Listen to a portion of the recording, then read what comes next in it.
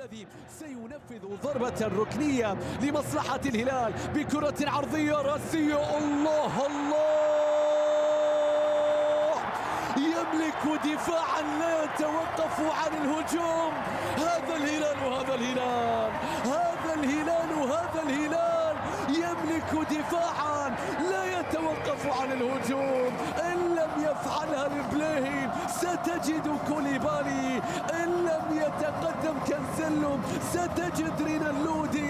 إنه دفاع بشخصية الهجوم، يا للكرة الراسية يا كوليبالي. الله على الحطة، شوف العرضية تقول له سجل لي، شوف كوليبالي في الصراع الرؤوسي مع ديناير، يا ساتر، كوليبالي في شباكي الفتح يسجل هدفان. هذه الصغيرة السعيدة الآن تحتفل مع والدها في هذه، لكن شوف لا، لكن شوف هذا اللي عليه الكلام، لكن شوف هذا اللي عليه الكلام. الله الله،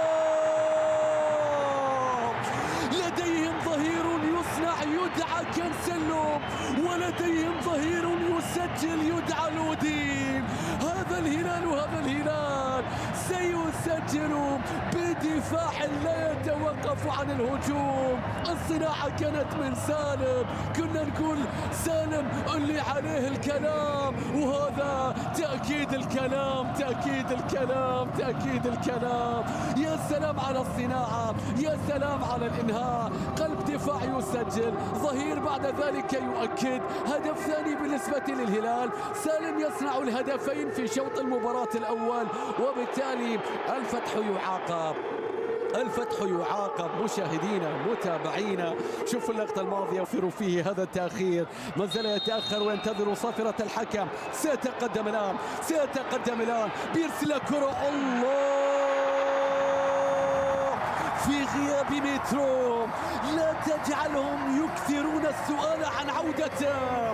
يا ليوناردو، هدف ثالث تأتي من علامة الجزاء. الهلال يقترب من إنهاء الأمور في شوط واحد.